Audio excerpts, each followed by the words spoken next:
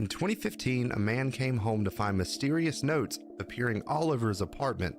Notes he didn't write. Somebody was breaking in, or so he thought, but what he discovered was so much worse. Our story begins in July of 2015 with a Reddit user named R.Bradbury1920. Now, he lived alone in a small apartment, nothing fancy, just a regular one-bedroom place. You know, Bradbury kept to himself, he went to work, he came home. He was just a normal guy with a normal life until one day he came home from work and found a sticky note on his desk. Now, the note itself wasn't threatening or anything, it was just there. A yellow sticky note with some writing on it, questions about a password or something about his computer. But you know, here's the thing. He didn't write it, and he did not know where it came from. He asked his landlord about it, you know, had maintenance been in his apartment, you know, was there any work that needed to be done? And the landlord said no, nobody had been inside, that, you know, Bradbury was the only one with a key. So we thought, okay, weird, maybe he was mistaken, maybe he had written the note and just forgot. I mean, we all do that sometimes. We forget what we've done, we write a note and then forget about it. But then he found another one, and this note was different. It was stuck near his computer, and it was asking him questions, almost like someone was interrogating him. And again, you know, he had no idea where it came from. And he knew that he definitely didn't write this one because he would remember. Over the next few days, more notes started appearing. They'd show up when he was at work in different places around his apartment. You know, his bedroom, his kitchen, stuck to his computer monitor. And they were all asking strange questions or making weird statements that he just didn't understand. But there was one thing the Reddit user knew at this point. Somebody was getting in his apartment, and whoever it was, they were leaving him messages. So our Bradbury does what any person would do. He starts investigating everything. He checks his locks, everything looks fine. There's no scratches, no signs of entry. The deadbolts work perfectly fine. He checked all of his windows, they were locked, nothing seemed disturbed, like somebody had tried to push them up. But the notes kept appearing, and at this point, he's frustrated. He goes, he checks his mail, and he sees a note from his landlord for this month's rent. And kind of confused, he has one of those aha moments. He takes the sticky notes and he puts it next to the note from his landlord, and he notices that the handwriting is very, very close.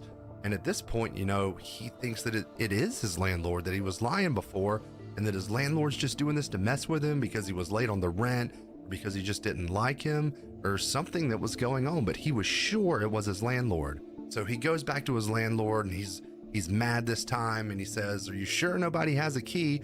Are you sure maintenance hasn't been in there? And are you sure it's not you? Because this handwriting looks just like the ones on the notes." And now at this point, the landlord gets defensive, and he says, "You know, I told you nobody's been in your apartment. You're the only one with access." So Bradbury starts asking the neighbors, "Have you seen anyone suspicious? Anyone hanging around the door, going in the apartment?" Nothing. Nobody's seen anything unusual. But yet every day when he comes home from work, there's a new note, sometimes two, and sometimes they're in places he's already checked, like whoever's doing this knows he's looking for him, like they're taunting him. So he starts noticing other things too, small little things like objects weren't quite where he left them, a cup moved from one side of his counter to the other, his laptop would be open when he had sure he had closed it, papers shuffled around his desk. And at this point, Bradbury says, you know, somebody's not just leaving notes, they're going through my things, they're touching his belongings, and the worst part is they're doing it in the day when he's at work. It's like they know his schedule, they're watching him. And at this point, he starts to feel paranoid. He can't focus at work because he's constantly wondering what he's going to find next time he comes home. He's exhausted, he's not sleeping well, he's getting headaches, and just the stress of knowing somebody is invading his personal space is eating at him. So now it's July, and Bradbury decides he needs help, legal help. So, you know, he goes to Reddit and posts specifically to r/legal advice with a straightforward question. My landlord or neighbors are entering my apartment while I'm not there. Now in this post, he explains everything. The notes, the moved objects, the fact that his landlord denies anyone else has the keys, and he wants to know his options. Can he break his lease? Can he install cameras without permission? You know, he just wants to know what his rights are here. And the post absolutely explodes. People start commenting immediately, saying things like install cameras like yesterday, change your locks because you're allowed to do that in most places, file a police report because this is serious, this is stalking, and this is breaking and entering. Some people suggested, hey, it's probably the landlord and he's lying, while other people say that it could be a tenant who kept a copy of the key, and some even suggest it might be a neighbor who somehow got access. The theories kept coming, but they all agree on one thing. Somebody is definitely breaking into this man's apartment, and he needs to document everything. So Bradbury immediately goes, buys a camera, hooks it into his computer, presses record, and lets the camera run. And he's thinking this time he's going to go to sleep, or he's going to be at work, and he's going to come home, look at the camera, and he's going to see exactly who has been doing this. But there was only one problem. When Bradbury got home from work that day, he went to go check his computer, and he noticed that all of the footage that he had recorded had been erased.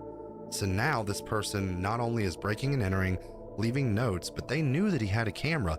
They knew that he had placed that camera there to figure out who they were, and he had disconnected it and wiped everything. So he goes back to Reddit, responding to more comments, giving more details, because at this point, he's just panicking. And he starts giving even more details. And there's one thing he mentioned in there that really stood out to Redditors.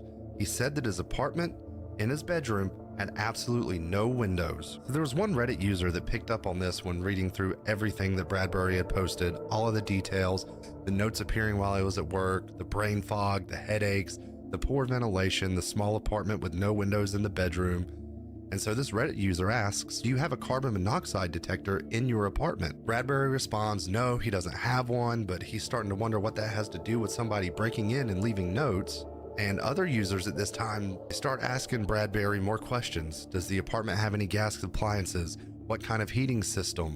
When was the last time anything in the apartment was serviced? And then someone asked the critical question that should have been asked all along. Have you compared the handwriting on these notes to your own handwriting? So Bradbury goes quiet for a bit, doesn't respond to anything for a couple hours, and then out of nowhere, he says he just looked at the notes again, like really looked at them. And now that somebody's mentioned it, the handwriting looks really familiar, and it does kind of look exactly like his own handwriting. But that's impossible, right? Because he didn't write these notes. He would remember writing them, wouldn't he? And this is where the case really shifts. People in the comments aren't talking about the break-in anymore. They're talking about carbon monoxide poisoning.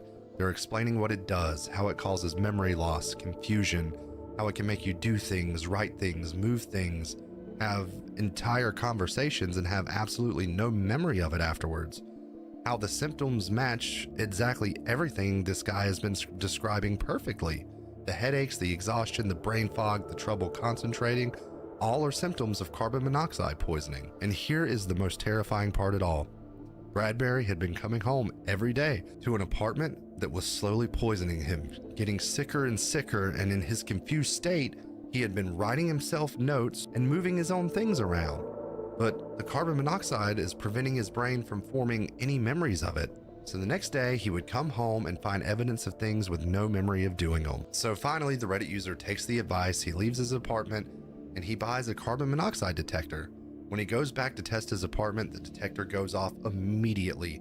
The carbon monoxide levels are dangerously high enough to kill him if he had stayed there much longer. So he contacts his landlord in a panic. There's something wrong with the building. Something's leaking carbon monoxide into the apartment. Turns out there was a serious problem with the heating system in the building, a problem that had been filling Bradbury's small, poorly ventilated apartment with carbon monoxide day after day, week after week. And because the symptoms developed gradually, he didn't even realize what was happening. He just thought he was stressed, tired, not sleeping well, and he was just full-blown anxiety mode from thinking somebody was breaking into his apartment. But his brain was literally being starved of oxygen. And in that confused, poisonous state, he was the one breaking into his own apartment in a sense. He was writing the notes, moving the objects, but the carbon monoxide was destroying his ability to form any memories about what had happened. So every day, he'd go to work, the levels at his apartment would drop slightly, he'd come home feeling a bit cleaner, and then he'd find the evidence of the things he had done the day before with absolutely no memory of doing them. It was like his brain was trying to communicate something, trying to tell him something was wrong, but the very thing that was wrong was preventing him from understanding his own warnings. I mean, just think about how terrifying that is. You're trying to solve a mystery, and you yourself are the mystery. You're looking for an intruder, and you are that intruder, and you have no idea. Bradbury updated the Reddit thread to confirm what had happened, and he thanked everyone who commented, because that one comment, the one question about carbon monoxide, saved his life. If he would have kept living in that apartment and kept breathing in those fumes day after day, he very likely would have died. Maybe in his sleep. Maybe he would have just never woken up one morning. The story went viral, news outlets picked up on it, and it's become one of the most famous Reddit posts of all time. A reminder that sometimes the scariest stories aren't the ones about ghosts and goblins. The scariest stories are the ones where you're your own worst enemy without even knowing it. Bradbury got medical treatment, the landlord fixed the heating system, and he installed multiple carbon monoxide detectors throughout his entire apartment, and he lived to tell the tale because a stranger on the internet made a connection that nobody else had. Thank you so much for watching. If you enjoyed the video, make sure to hit the like button, subscribe, turn on notifications, comment down below what you want me to talk about next.